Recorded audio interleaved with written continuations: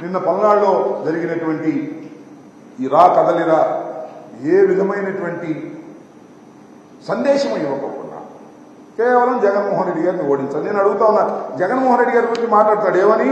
Use and throw అంట జగన్మోహన్ రెడ్డి గారు. Use and throw అంటే గుర్తొచ్చేది ఎవరికి? ఈ రాష్ట్రంలో యూజ్ అండ్ త్రో చేసినటువంటి నాయకుడు ఎవరు అంటే నారా చంద్రబాబు నాయుడు గారు. అవసరానికి వాడుకుంటాడు, తర్వాత వదిలేస్తాడు. ఇది తెలిసినటువంటి సత్యం అందరికీ. ఎంతమందిని వాడుకుని వదిలేశావు?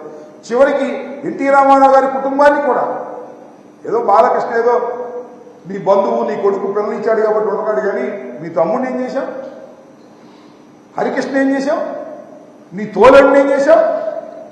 వీళ్ళందరినీ వాడుకుని వదిలేసి అధికారంలో వదిలేసి తొక్కేసినటువంటి యూజ్ అండ్ త్రో పాలసీ తెలిసినటువంటి వ్యక్తి భారత రాజకీయాల్లో ఎవరైనా ఉన్నారు అంటే అది నారా చంద్రబాబు నాయుడు గారు తప్ప మరొకరి కాదని మనం చేస్తాం.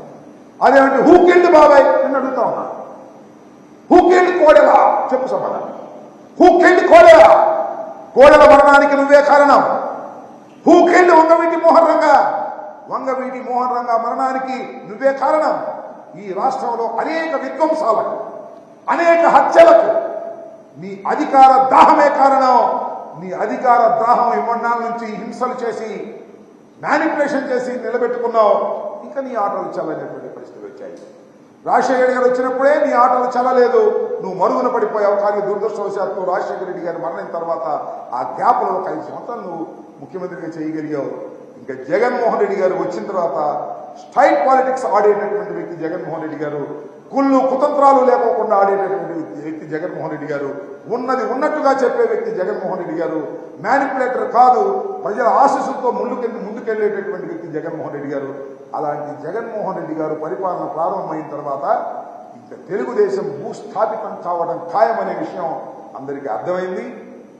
నీ ఆరిపోయే దీపాన్ని వెలుగుకొని ఎంత చించుకున్నాడో నిన్న తన నోరంతా చించుకుని పెద్దగా అరుస్తా తమ్ముడు అంటాడు. ఏంటో మధ్యలో తమ్ముడు అవునా కాదా? అధికారంలోకి వస్తామరా? అనుమానం అతనికి అధికారంలో రామని. నువ్వు అధికారంలోకి వచ్చేది లేదు, సచ్చేది లేదు.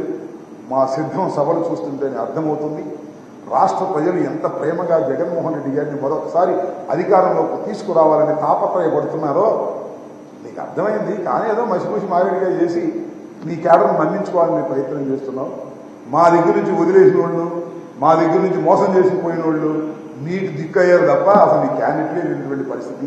చంద్రబాబు నాయుడు గారు గుర్తుపెట్టుకోండి, ఈ రాష్ట్రంలో మళ్ళా తిరిగి మీరు అధికారంలోకి రావడం అనేది జరగనటువంటి పని అని ఈ సందర్భంగా నేను చెప్తూ చాలా మాట్లాడుతున్నాడు. వైసీపీకి ఉన్న పల్నాళ్ళు ఎలా కాపాడుతున్నారో చూస్తా. ఏమో కాపాడు చేసుకొని జమ్మని అధికారంలోకి వస్తే నువ్వు అధికారంలో రావు, అది వేరే విషయం. ఏదేదో పెద్ద భింకాలు పలికేటటువంటి పరిస్థితి ఆ పవన్ కళ్యాణ్కి నీకు పిచ్చెక్కినట్టు ఉంది. ఏదో తగాదా కోర్టులాగా మాట్లాడుతూ ఉన్నారు. మీ టైం అయిపోయిందనే విషయాన్ని దయచేసి గమనించాలని ఈ సందర్భంగా మీ ద్వారా వారికి తెలియపరుస్తున్నాను.